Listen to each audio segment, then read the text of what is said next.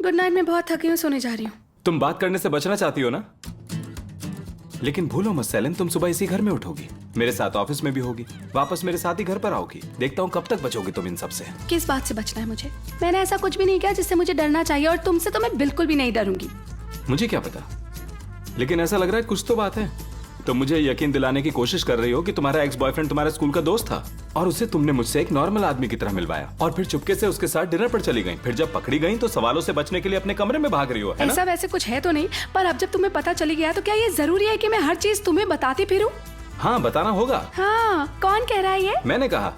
तुम्हें लगता है ये सब सही हो रहा है क्या? नहीं, मुझे सही नहीं लगता है। तुमने मुझे कंफ्यूज कर दिया। तुम ये सब करके इतनी दूर चली गई। तुम्हें लगता है मैं ये सब करके खुश हूँ? नहीं, लेकिन अब हमारा रिश्ता ऐसा बन चुका है। क्या यही चाहते थे हम? बोलो, यही चाहते थे हम? और तुम अभी भी रिश्ते की बात कर रहे हो। देखो, मैं तुम्हें एक एक करके समझाती हूँ। पहली बात तो ये, हमारे बीच कोई भी रिश्ता नहीं है, हम बस हाउसमेट है, हम एक साथ रहते हैं इस पूरे घर में। पर इसका मतलब ये नहीं कि हमारे बीच कोई रिलेशनशिप है। क्या तुमने अपने हाउसमेट को किस किया है जैसे मुझे किया था? बदतमीजी मत करो, ये दो अलग बातें। अपनी एक्स गर्लफ्रेंड की बातें मुझसे मत जोड़ो। और वो ना सिर्फ तुम्हारी एक्स गर्लफ्रेंड ही नहीं, वो तुम्हारी एक्स फियांसे भी रह चुकी है। और आरदा तो सिर्फ मेरा स्कूल का फ्रेंड है। और हाँ, बोलती रहो। आरदा बस तुम्हारा क्या है? बोलो। आरदा था स्कूल में मेरा बॉयफ्रेंड, पर वो तो बचपन की बात है, हमारा बचपना था वो। हाँ, तभी उसके घर वाले तुम्हारे डैड से तुम्हारा हाथ मांगने आए, है ना? मेरे घर पर मेरा हाथ मांगने नहीं आए थे। देखो, मेरी फैमिली पहले से आरदा की फैमिली को जानती थी, और जब उन्हें पता चला कि हम दोनों डेट कर रहे हैं तो दोनों फैमिलीज आपस में मिलना चाहती थी। बस इसमें कौन सी बड़ी बात हो गई? लेकिन जहाँ तक मुझे याद है तुमने कुछ और ही कहानी बताई थी। तुम पेंटिंग कर रही थी, जैसे ही तुमने उनकी आवाज सुनी तुम फटाफट बाहर आ गई और उन्होंने तुम्हारा हाथ मांग लिया। ये सब ना उनके आने से भी पहले से शुरू हो गया था, ठीक है? एक मिनट रुको जरा, कहाँ से शुरुआत हुई थी? मतलब कहानी अभी और भी है सेलिन?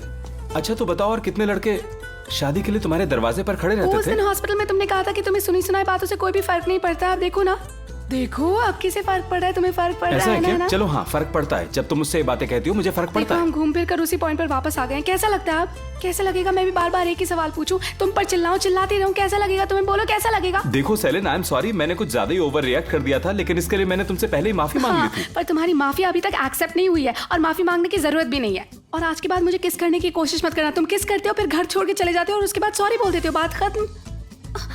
लेकिन मैं अब कहीं नहीं जाने वाला, हम में से कोई कहीं नहीं जाएगा। वो देखो, हमारे खिड़की दरवाजे भी बंद हैं। देखो, बातें बहुत उलझ गई हैं, देर हो चुकी, बहुत देर हो चुकी है। ओके, कुछ खत्म नहीं हुआ सेलिन। मैं बस आरदा के साथ डिनर करके घर वापस आने वाली थी, पर तुमने सिचुएशन को पूरा बदल कर रख दिया। और आरदा वाली बात अपनी एक्स गर्लफ्रेंड वाली बात से कंपेयर करना भी मत। मुझे नींद आ रही है, मैं अपने रूम में जा रही हूँ सोने के लिए।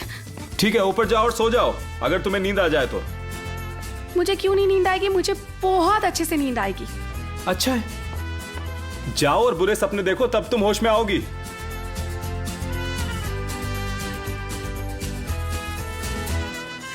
नहीं, आज आरदा चला गया और कल कोई और आ जाएगा लड़की का हाथ मांगने के लिए। मुझे माफ करना सेलिन, अगर कोई तुम्हारा दोस्त मेरे हाथ से पिट गया।